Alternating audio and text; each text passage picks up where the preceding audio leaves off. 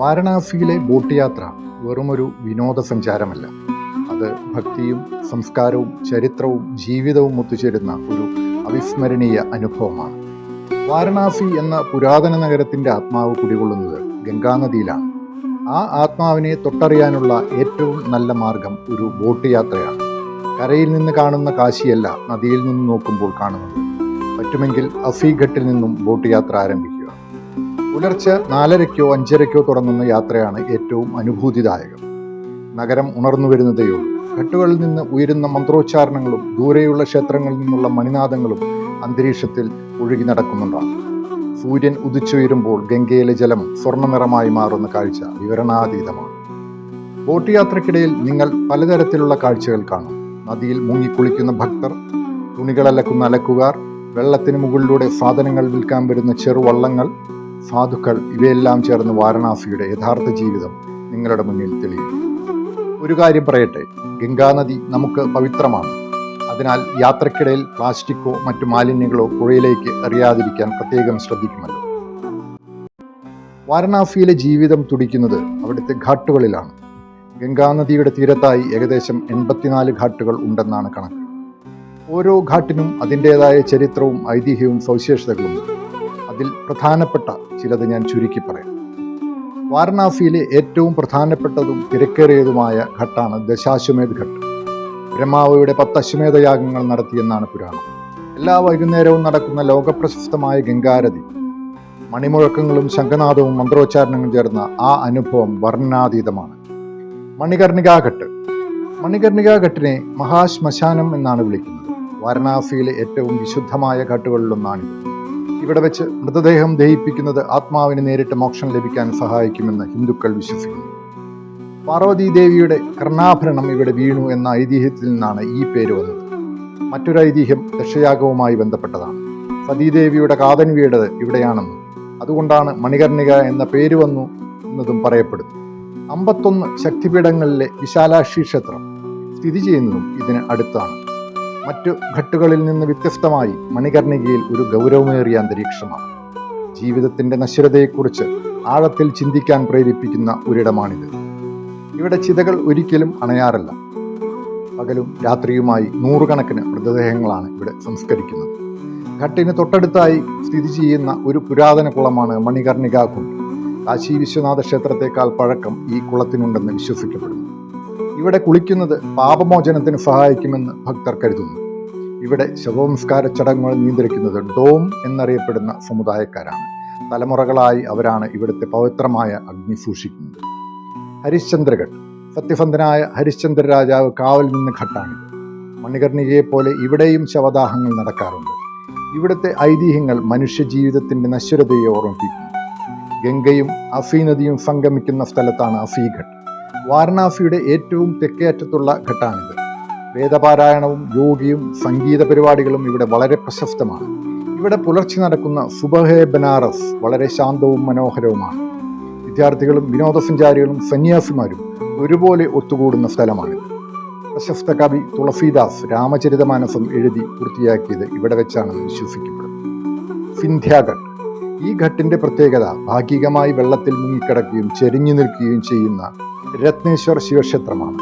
1800-കളിൽ സിന്ധ്യാഘട്ട് നിർമ്മിച്ചപ്പോൾ ഉണ്ടായ അമിതഭാരം കാരണം ഘട്ടിന്റെ ഒരു ഭാഗം ഇടിഞ്ഞു താഴുകയും അതിനോടൊപ്പം ക്ഷേത്രത്തിന്റെ അടിത്തറയ്ക്കും ഇളക്കം സംഭവിച്ചാണ് ചരിഞ്ഞു നിൽക്കാൻ കാരണമായത് എന്ന് പറയുന്നു. ഇതിനെ ലേണിംഗ് ടെമ്പിൾ ഓഫ് വാരണാസി എന്ന് വിളിക്കുന്നു.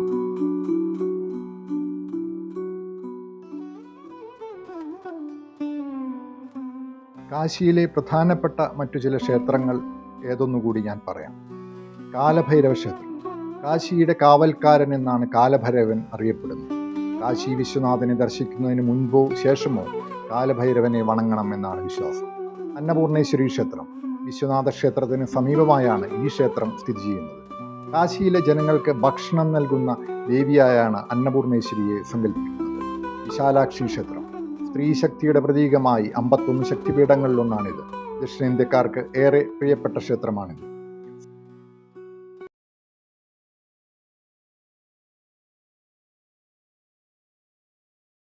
ഞങ്ങളങ്ങനെ കാശി വിശ്വനാഥനെ തൊഴുതു. അതിനുശേഷം അന്നപൂർണേശ്വരി ക്ഷേത്രത്തിൽ പോയി, വിശാലാക്ഷി ക്ഷേത്രത്തിൽ പോയി. പ്രധാനപ്പെട്ട ക്ഷേത്രങ്ങളാണിത്. അതിനുള്ളിൽ പക്ഷേ ക്യാമറയും കാര്യങ്ങളൊന്നും അലൗ ചെയ്യില്ല. ഇവൻ എനിക്ക് കോറിഡോറിൻ്റെ കാശി വിശ്വനാഥ കോറിഡോറിൻ്റെ അങ്ങോട്ട് പോലും ക്യാമറ കൊണ്ടുപോകാൻ പറ്റിയില്ല. ഞങ്ങൾ തൊഴുത് കഴിഞ്ഞ് പ്രസാദവും കാര്യങ്ങളൊക്കെ കിട്ടി. ഇനിയിപ്പോൾ തിരിച്ച് പോരുകയാണ്. ഇനി പോയി ഞങ്ങൾക്ക് ഇവിടെ ഗംഗയിൽ ഒന്ന് കുളിക്കണം. അപ്പോൾ അതിന് പോവാണ്. ഇവിടുത്തെ വീണ്ടും 8 മണി 8:30 ആകുമ്പോഴേക്ക് തിരക്കായി തുടങ്ങി റോഡിൽ മുഴുവൻ. ഏതായാലും ദർശനം വളരെ സുഖമായിട്ട് നടന്നു. പ്രത്യേക ലോകം,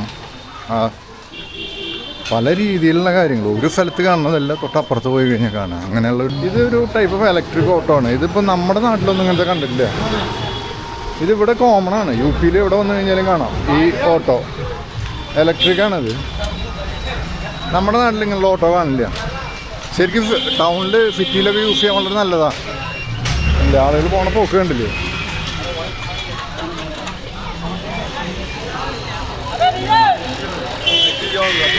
ഞങ്ങളുടെ കൂടെ ഒരു ഗൈഡ് ഉണ്ടായിരുന്നു. അത് ഈ മുമ്പിൽ നടക്കുന്ന പുള്ളിയാണ്. അതില്ലാന്നുണ്ടെങ്കിൽ നമുക്കൊന്നും ചെയ്യാൻ പറ്റില്ല. കാരണം എന്താ വെച്ച് കഴിഞ്ഞാൽ അത്രയും ക്രൗഡറാണ്. പരിചയമില്ലാത്ത ഒരാളിനും ഒന്നും പറ്റില്ല. ഞങ്ങളിനി റൂമിൽ പോവാം. റൂമിൽ പോയിട്ട് ബ്രേക്ക്ഫാസ്റ്റ് കഴിച്ച് കഴിഞ്ഞ് സങ്കടമോചൻ ക്ഷേത്രമുണ്ട്, അവിടെ പോകണം. പിന്നെ അത് കഴിഞ്ഞ് ഇവിടെ അടുത്താണ് സാരാനാഥ്, ബുദ്ധൻ ആദ്യമായിട്ട് സ്പീച്ച് നടത്തിയ സ്ഥലം. അവിടെ പോകണം. അവിടെ 10 കിലോമീറ്റർ അടുത്താണത്. ഞങ്ങളുടെ അന്നത്തെ ബ്രേക്ക്ഫാസ്റ്റ് പൂരി, ആലു പൊറോട്ട, കേട്. ഇത് മറ്റേ ഇതല്ലേ, എന്താ ഊത്തപ്പം, ഓണിയൻ ഊത്തപ്പം, ചെറിയ ഓണിയൻ ഊത്തപ്പം. പിന്നെ ഫ്രൂട്ട്സ്. ഊത്തപ്പം കഴിച്ചു നോക്കാം. ഊത്തപ്പം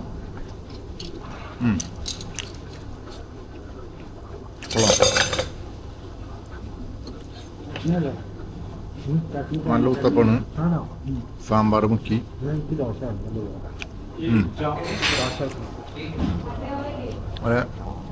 ആലു പൊറോട്ട എടുത്തു, സൈഡിൽ മുക്കുക, ഇങ്ങനെ കഴിക്കാം.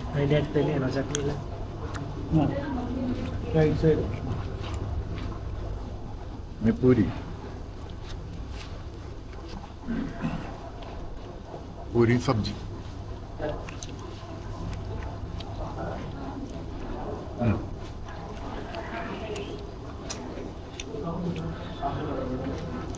ഇത് ഈ ഹോട്ടലിലെ പാക്കേജിൽ ഇൻക്ലൂഡഡാണ് ബ്രേക്ക്ഫാസ്റ്റും ഡിന്നറും. ഇന്നലെ രാത്രി ഡിന്നർ കഴിച്ചിട്ടുണ്ടായിരുന്നു.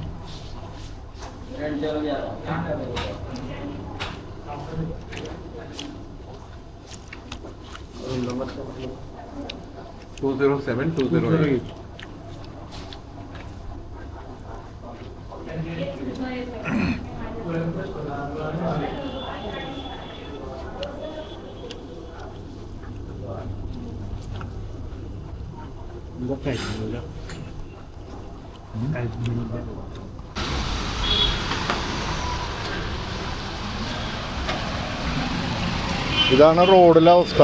തിരക്ക് കണ്ടില്ലേ, അതേപോലെ തിരക്ക്. കറുത്ത ഓക്കെ. അങ്ങനെ കാറിൻ്റെ ഉള്ളിൽ കയറി പറ്റി.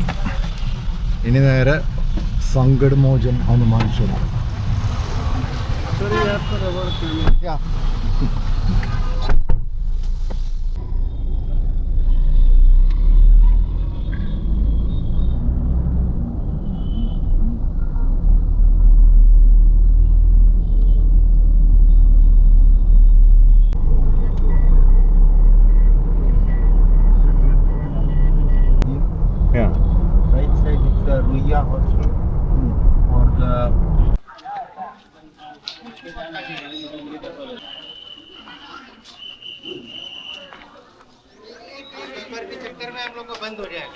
ഓ,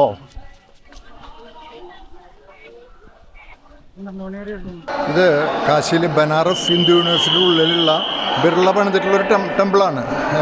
ന്യൂ വിശ്വനാഥ് ടെമ്പിൾ എന്നാണിത് അറിയപ്പെടുക. ബനാറസ് ഹിന്ദു യൂണിവേഴ്സിറ്റിയുടെ ഉള്ളിലാണ്. 12 മണിക്ക് ക്ലോസിംഗ് ആയിരുന്നു. ഞങ്ങൾ കറക്റ്റ് ചെന്നു, അകത്ത് കിടന്നു. ഇനി പുറത്ത് കിടന്ന് ഒന്ന് അടച്ചു അമ്പലം. ഇനി 2 മണിക്കേറ്റ് ഓപ്പൺ ചെയ്തു. അത് കറക്റ്റായിട്ട് വന്നു. തൊഴാൻ പറ്റി. ഇനി ഞങ്ങൾ അടുത്ത അഫീഘട്ടിലേക്കാണ് യാത്ര. ഇവിടുത്തെ ഫേമസ് ലസ്സി ഷോപ്പാണ്. ലസ്സി അടിക്കാൻ പോവാ. ടേസ്റ്റ് ചെയ്ത് നോട്ടെ. ഏതി എങ്ങനെയുണ്ട്? നമ്മുടെ ഞാൻ കഴിക്കാൻ കഴിച്ചോളൂ. അടുത്തത് എന്നാലും മതി. അടിപൊളി. ചൂടത്ത് വളരെ നല്ലതാ. എന്താ ടേസ്റ്റ് ചൂടത്ത് വന്നു. അതോടെ ഭയങ്കര ചൂടാണ്. ഏപ്രിൽ മാസമായി കഴിഞ്ഞാൽ നല്ല ചൂടാവും. അടിപൊളി ലസ്സി കംപ്ലീറ്റ് അവസാനിപ്പിച്ചു. ഒരു മൺചട്ടിയിലാണ് തരണത്. ഒരു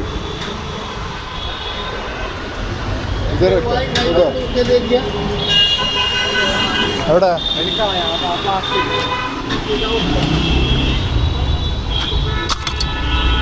ഇത് ഒരു തവണ യൂസ് ചെയ്ത് പിന്നെ ഉപയോഗിക്കില്ല അവർ. നല്ല അടിപൊളി. എന്താ പഹൽവാൻ ലസ്സി പുരാനി ദുക്കാൻ. അപ്പോൾ വാരണാസിയിൽ വരുന്നവരെല്ലാവരും ലസ്സി ഒന്ന് ട്രൈ ചെയ്യുക. ഇത് സങ്കടമോചന ഹനുമാൻ ക്ഷേത്രത്തിൻ്റെ അടുത്താണ്. ഞങ്ങളവിടെ തൊഴുത് കഴിഞ്ഞ് പുറത്തേക്ക് ഇറങ്ങിയിട്ടാണ് അത് കഴിക്കുന്നത്. ഏതായാലും അടിപൊളിയാണ്. എല്ലാവരും വാരണാസിയിൽ വരുന്നവർ ഒരു തവണയെങ്കിലും ട്രൈ ചെയ്യാം. അപ്പോൾ വാരണാസിയിൽ വന്നു കഴിഞ്ഞാൽ ഇതുപോലുള്ള ഫുഡും കാര്യങ്ങളൊക്കെ ട്രൈ ചെയ്ത് നോക്കുക. 5 പ്രധാന അമ്പലങ്ങൾ, 5 കാശി വിശ്വനാഥ ക്ഷേത്രം, കാലഭൈരവ ക്ഷേത്രം, വിശാലാക്ഷി ക്ഷേത്രം, പിന്നെ അന്നപൂർണേശ്വരി ക്ഷേത്രം, സങ്കടമോചന ഹനുമാൻ ക്ഷേത്രം. ഈ 5 അമ്പലങ്ങൾ ഒരു കാരണവശാലും മിസ്സാക്കരുത്. അവിടെ നിങ്ങൾ തൊഴണം. അതാണ് കാശിയിലെ ഏറ്റവും പ്രധാനപ്പെട്ട അമ്പലങ്ങൾ. പിന്നെ ഒരുപാട് ചെറിയ ചെറിയ അമ്പലങ്ങളുണ്ട്. അപ്പോൾ നമ്മൾ ഈ പറയുന്ന 5 അമ്പലങ്ങൾ ഒരു കാരണവശാലും മിസ്സാക്കാതിരിക്കുക.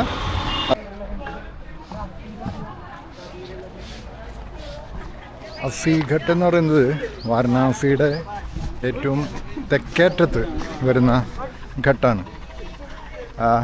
ആക്ച്വലി ഇവിടെ ശരിക്കും രാവിലെ പുലർകാലത്ത് വന്നു കഴിഞ്ഞാൽ ഇവിടെ ഈ സുബഹ ബനാറസ് എന്ന് പറയുന്നൊരു ഫെസ്റ്റുണ്ട്. അതായത് ഒരു സൈഡിൽ യോഗ നടക്കുന്നുണ്ടാവും, ഒരു സൈഡിൽ അമ്പലങ്ങളിൽ നിന്നുള്ള മണിമുഴക്കം. അങ്ങനെ ഭയങ്കര വൈബ്രൻ്റ് ആയിട്ടുള്ള സ്ഥലമാണ്. കാരണം കൂടുതലും സന്യാസിമാരും അതുപോലെ തന്നെ ബനാറസ് യൂണിവേഴ്സിറ്റിയിലെ സ്റ്റുഡൻസൊക്കെ കൂടുതൽ വന്നിരിക്കുന്ന ഒരു സ്ഥലമാണ് ഈ അഫീഘട്ട്. അപ്പോൾ ഞങ്ങൾ ഇങ്ങോട്ട് വന്നിട്ടുണ്ടായിരുന്നില്ല. അപ്പോൾ ഇവിടെ അഫീഘട്ടിലേക്ക് ഇപ്പോൾ വന്നതാണ്. ഒരു കാര്യം ഇവിടെ വന്നു കഴിഞ്ഞപ്പോൾ മനസ്സിലായി. വാരണാസി എന്ന് പറഞ്ഞത് ഒരു ദിവസം കൊണ്ട് കണ്ടു തീർക്കാൻ പറ്റില്ല. നിങ്ങൾ മിനിമം വരികയാണെങ്കിൽ ഒരു 3 ദിവസമെങ്കിലും ഇവിടെ സ്റ്റേ ചെയ്യാമെന്നുണ്ടെങ്കിൽ വന്നു കഴിഞ്ഞാൽ വാരണാസി പൂർണ്ണമായിട്ടൊന്നും കണ്ടു തീർക്കാൻ പറ്റുള്ളൂ. ഒറ്റ ദിവസം കൊണ്ട് നല്ല വലിയ ബുദ്ധിമുട്ടാണ്. പിന്നെ വേറൊരു കാര്യം, ഏപ്രിൽ മാസം കഴിയാവുന്ന വരാണ്ടൊക്കെ അത്ര ചൂടാണ്, സഹിക്കാൻ പറ്റാത്ത ചൂടാണ്. അതുകൊണ്ട് യാത്രകൾ നമ്മളൊന്നില്ലെങ്കിൽ ഒക്ടോബർ മുതൽ മാർച്ച് വരെയാണ് ഇവിടെ സീസൺ.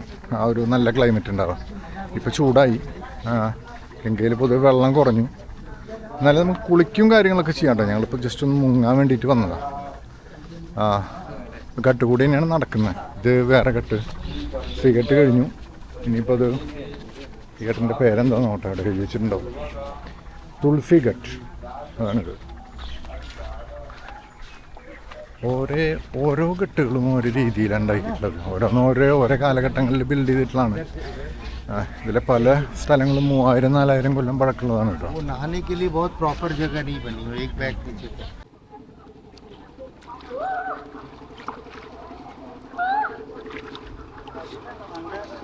ചളി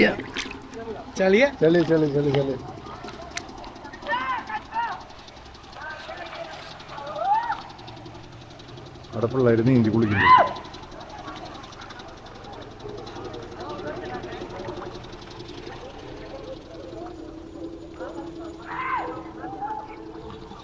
ഇങ്ങനെയൊക്കെയാണ് വാരണാസി. എനിക്ക് പറ്റുന്ന പോലെ ഞാൻ വീഡിയോ എടുത്തിട്ടുള്ളതാണ്. ഓട്ടപ്രദക്ഷിണമാണ്, മൊത്തം ഓടിക്കൊണ്ടിരിക്കുക. ഇന്ന് രാവിലെ 5 മണി 4:30 നിശ്ചിതമാണ്. നിന്നിട്ടില്ല. ഏകദേശം 12 വരെ ഞങ്ങൾ ഓടിക്കൊണ്ടിരിക്കുക ഓരോ സ്ഥലങ്ങളായിട്ട്. ഇനി ഇത് കഴിഞ്ഞ് സാരാനാഥ് പോകും. അടുത്ത് സാരാനാഥാണ്. അപ്പോൾ ഇനി സാരാനാഥിലെ കാഴ്ചകളിലേക്ക് പോകാം ഇത് കഴിഞ്ഞിട്ട്.